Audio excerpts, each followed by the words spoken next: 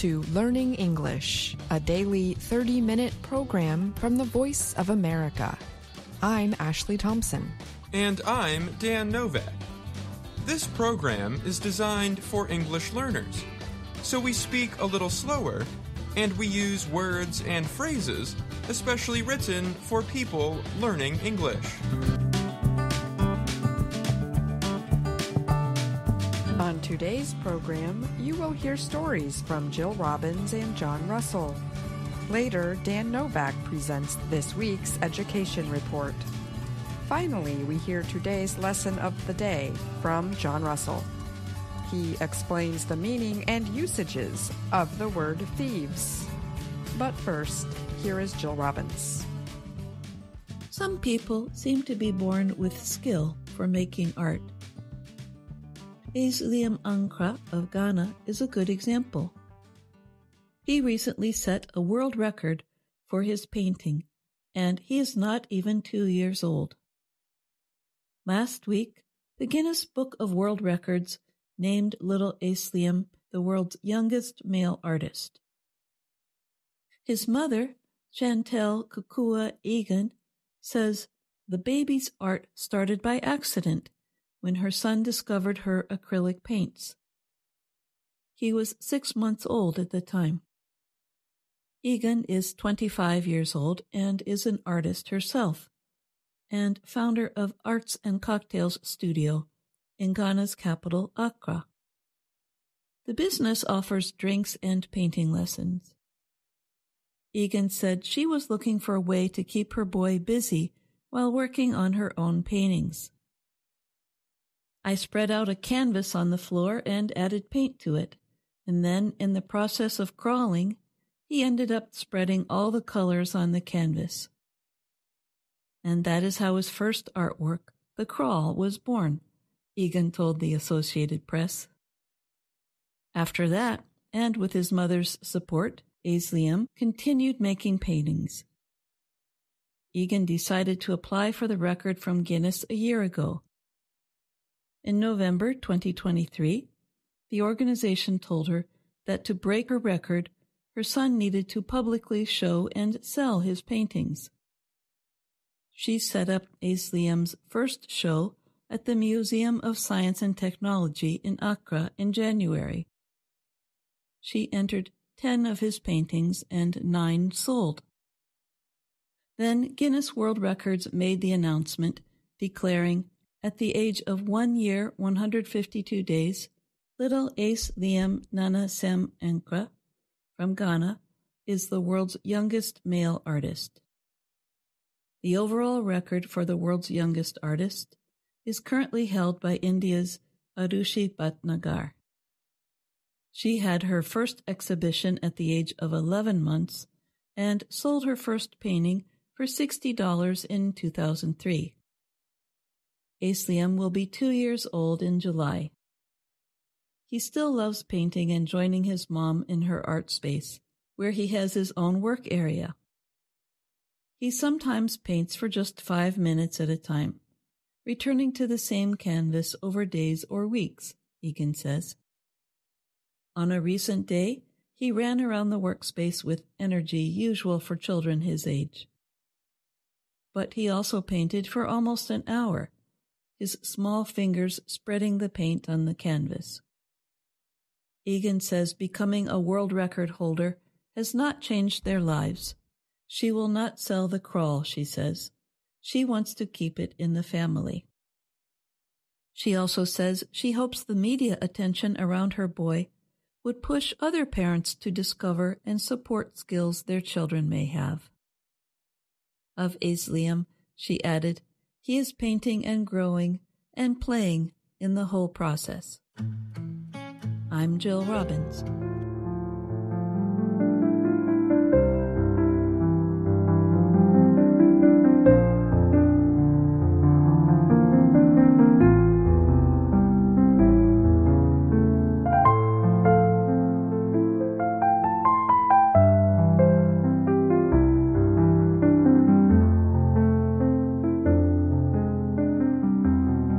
Small organisms that live in the world's farm fields release nitrous oxide gas. Some scientists link the gas to climate change. They are looking for a way to deal with the issue. Now, some researchers think they have found bacteria that can help reduce the amount of nitrous oxide released. In a recent publication of Nature, scientists said tests in the laboratory and in the field showed that one kind of bacteria reduced nitrous oxide without hurting other microbes in the soil. The bacteria also survived well in soil and would not be very costly to produce. Lars Bakken is with the Norwegian University of Life Sciences. He was one of the writers of the study. Bakken said, "It opens up a number of new possibilities in bioengineering of the farmed soil." The Associated Press reports that nitrous oxide can warm the atmosphere 265 times more than an equal amount of carbon dioxide. Nitrous oxide can remain in the atmosphere for more than 100 years. Farmers' use of nitrogen fertilizer drives up the amount of nitrous oxide produced in soil.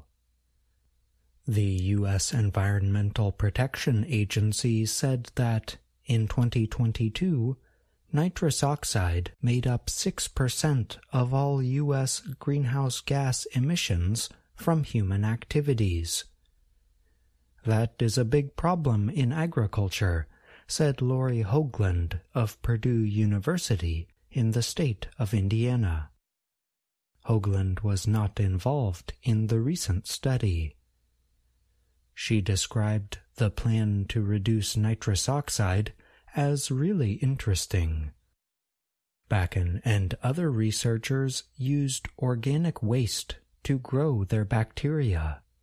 Building on past work, the researchers looked for a microorganism that would last long enough to reduce nitrous oxide emissions without staying in the soil so long that it hurt other life forms that are important for crop health. In field tests, the researchers used robots to measure nitrous oxide emissions during the day and during the night. They compared conditions in soil with and without the bacteria. Researchers found the bacteria reduced the nitrous oxide emissions of the first fertilizer treatment by 94%. 2 weeks later, the bacteria reduced the emissions of a second fertilizer treatment by about half. After about 3 months, there was no difference in the makeup of microbial life forms. This suggested to the researchers that their bacteria would not change or hurt the soil. The bacteria that researchers used is found naturally in anaerobic digesters, machines that are already being used to turn organic waste products like cow manure into biofuels. The researchers said the bacteria are not genetically modified. That might ease acceptance of their use, said Paul Carini of the University of Arizona. Carini was also not involved in the research. Bakken said the bacteria could be included in some fertilizers on farms in 3 to 4 years if people think it is worth the cost. Carini thinks using the bacteria is worth it. Anytime you are using a waste product from one industry to benefit another industry, that's pretty cost-effective, he said. However, Bakken pointed out that farmers are not paid for reducing nitrous oxide emissions. He thinks there must be additional incentives for emissions reductions. The task for the authorities is to install policy instruments that makes it profitable in one way or another, he said. Hoagland, the Purdue professor, said more research in field conditions would likely be needed before the bacteria could be used worldwide. That is because soil is different in places around the world. If they can get this to work across soils, it would just have a tremendous impact, for sure, she said. I'm John Russell.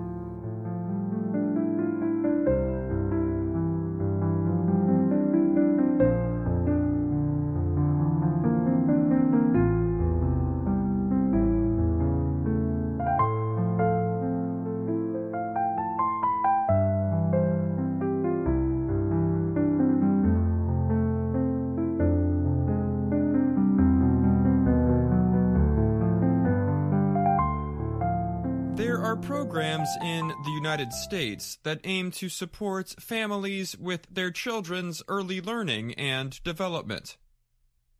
Home visiting programs try to improve early education at a low cost. The programs might expand with new federal money. The U.S. Department of Health and Human Services, or HHS, follows home visiting programs to see how effective they are and provides information about them on its website. Isabel Valencia got experience with a home visiting program in 2022. During a trip to buy food with her 2 young children, somebody told Valencia about a program. She had moved to Pueblo, Colorado a few months earlier and was feeling lonely. She had not met anyone else who spoke Spanish. She learned about the Home Instruction for Parents of Preschool Youngsters program, or HIPPY. HIPPY says it provides families with a trained support person who visits their home every week. The group shows them how to interact with their children using developmental activities. The HIPPY program uses regular home visits and monthly group meetings to help parents learn how to improve early literacy and social and emotional skills. The workers went through the program themselves and often share the same language and background as the families they serve. The program operates mostly in poor neighborhoods and through school districts and organizations for immigrant and refugee families, said Miriam Westheimer. She is Chief Program Officer for HIPPY International, which operates in 15 countries and 20 U.S. states.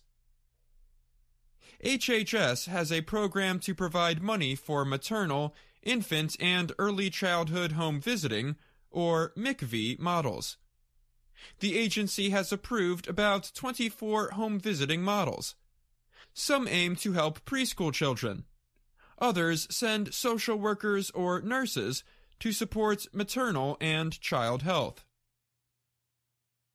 An estimated 17 million families nationwide could receive home visiting services. But in 2022, only about 270,000 did. That is because the programs do not get enough money, said Dr. Michael Warren of the Maternal and Child Health Bureau. That office oversees the MICV programs. If more resources exist, more families can be served, he said.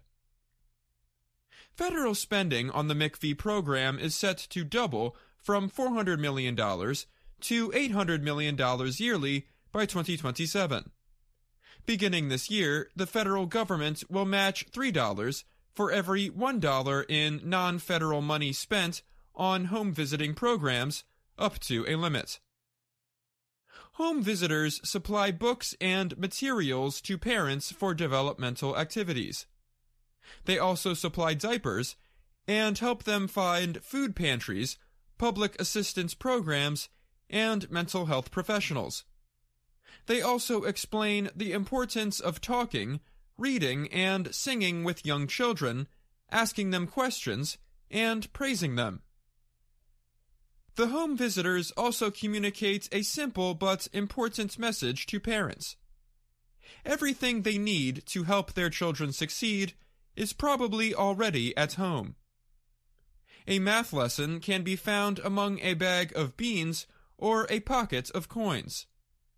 Kids can practice reading skills by searching for objects around the house that start with a certain letter.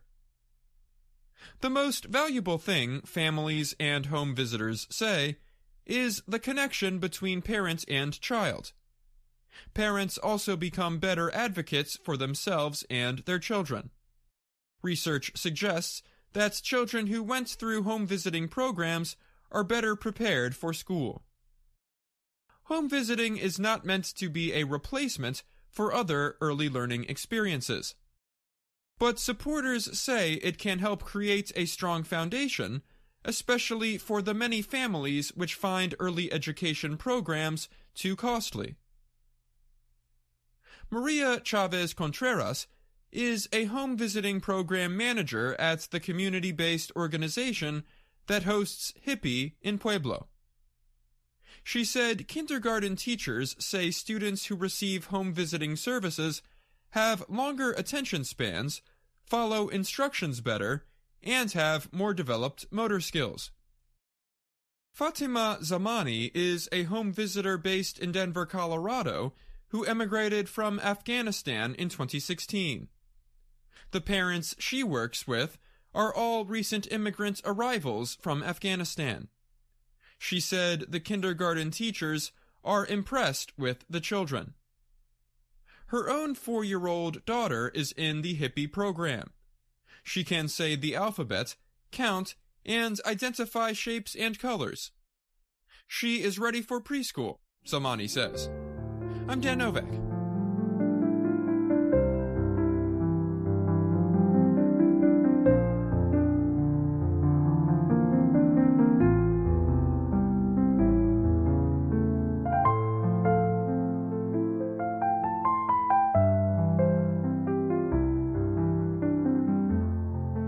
Dan Novak joins me now to talk more about today's education report. Hi, Dan. Welcome. Hi, Ashley. Today's story was about home visiting programs for parents of young children. How do these differ from more traditional child care services? As many American parents know, child care can be very expensive. The think tank Center for American Progress says child care for an infant costs an average of $16,000 a year. That is 21% of the median income for a family of 3. That would include services like nannies or daycare. So yeah, really costly. Home visiting is not around-the-clock child care, but trained professionals go into homes and work with parents with babies to give them advice on things like breastfeeding or how to get babies safely asleep. For older toddlers, they teach parents how to be supportive in helping them read or play, for example. These programs are often free of charge and supported by the Federal Department of Health and Human Services. As I mentioned in the story, many immigrant families have been able to take advantage of home visiting services. Between work and other responsibilities, it can be hard for some parents to center all their attention on their children. Recent immigrants might not be familiar with the American education system and might not know the best way to prepare their children for kindergarten. So for now, home visiting services are mostly targeted towards recent immigrants or poorer families. You note in the story that about 17 million families nationwide could receive home visiting services. But in 2022, only about 270,000 did. Why is that? Yes, these programs have been proven to help prepare children for school and strengthen relationships between parents and children. But a relatively small number of families have used home visiting services. That is because of a lack of funding. Smaller local organizations need to operate home visiting programs like the one mentioned in the story from Colorado. But without enough funding, those local organizations are not able to operate. But yearly funding for the home visiting program is set to double to $800 million by 2027. Experts say that large increase should get more parents to take advantage of the program. All right, thanks so much for joining me today, Dan. You're welcome, Ashley. VOA Learning English has launched a new program for children. It is called Let's Learn English with Anna. The new course aims to teach children American English through asking and answering questions and experiencing fun situations. For more information, visit our website, learningenglish.voanews.com. In this next report, Dan Friedel tells us about how criminals are using technology to steal cars. We learn about a few steps people can take to protect cars from being stolen. Pay careful attention to the word thieves. We will talk more about the term after the report. Most recent cars have an electronic key that lets the owner get into and start the car. The electronic key is called a fob to those who know about the technology. The fob sends a short-range signal to the car. As the owner gets close, the fob unlocks the door. But the new technology also makes it easier for criminals to open the car without the key. When you lock your car and take the key with you inside your home, the fob does not stop sending its signal. Thieves who have special equipment known as scanners will pass by streets with a lot of cars. If the scanner shows that a fob is sending a signal, the thieves use a device that clones the signal and opens the car doors. Government officials around the world have asked car makers to warn car buyers of the risks of the new technology. They also have asked them to make the fobs more secure. Until then, what can you do to prevent your car from being stolen? Steve Launchbury has some suggestions he shared with the Associated Press. He is the head engineer of automotive security company Thatcham Research, based in Britain. It's relatively easy for drivers to protect themselves, he said. The first tip is to put your key into a protective container or bag when you get home. One kind is called a Faraday bag. They are not very costly. The bag is made from a special metal material called mesh that blocks the signal from the fob. Just do not forget to put any extra keys you have into that bag too. Some advice that is easy to find online says people should put their keys into the microwave or freezer to prevent their signal from being stolen. Launchbury said that does not work and it could harm your key. You may have seen large locks that go across the steering wheel in television advertisements many years ago. It turns out they are still useful. They may be considered old school, but the presence of big locks that are easy to see makes car thieves turn away. The only problem is that you must take extra time to unlock the device and put it away before you can drive away. Some car makers permit owners to deactivate the signals sent out by the fob. For Ford, Honda, and Audi, owners can use their car's touchscreen system to find the correct way to turn off the signal.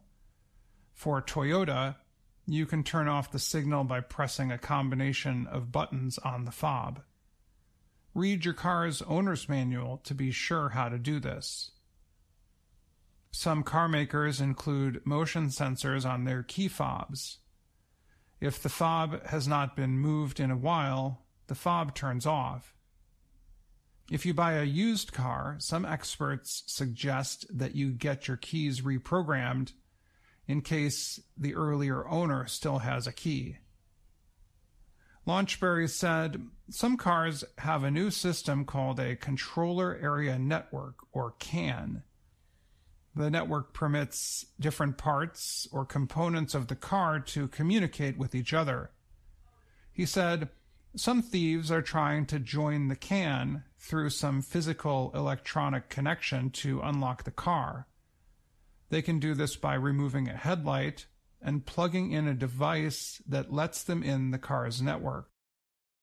The device can send a signal such as unlock or start to the central system.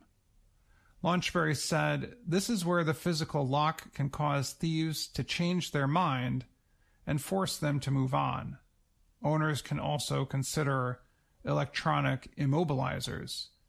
These devices prevent a car from moving even if a thief gets into the internal system. However, immobilizers can be costly. I'm Dan Friedel.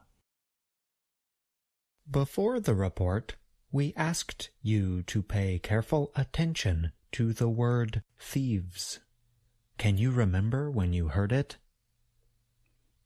You heard the term used several times in the report. Let's listen to the first example. Thieves who have special equipment known as scanners will pass by streets with a lot of cars. The word thieves is a plural noun. We spell thieves like this: T-H-I-E-V-E-S.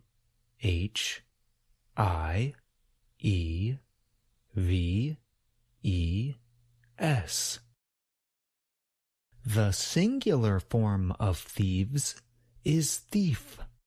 We spell thief like this: T-H-I-E-F.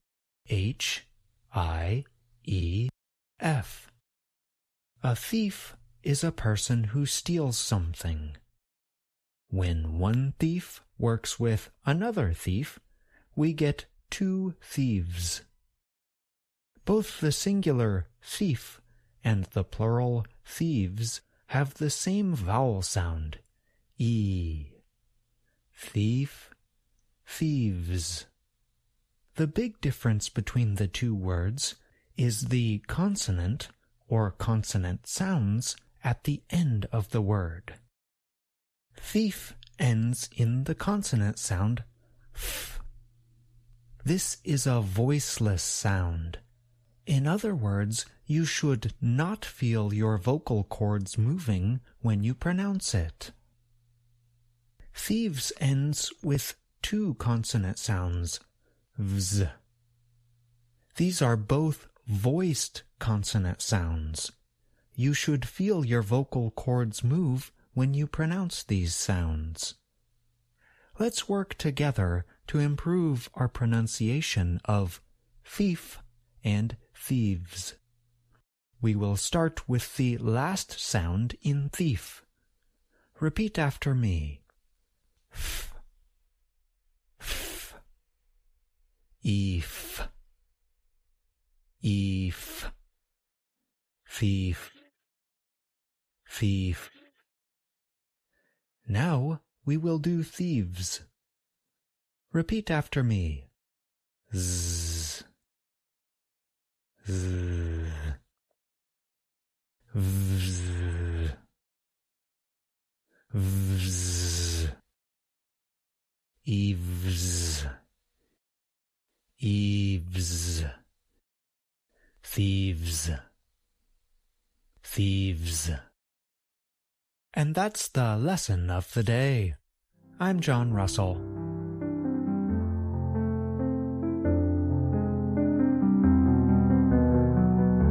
And that's our program for today. Join us again tomorrow to keep learning English through stories from around the world. I'm Ashley Thompson. And I'm Dan Novak.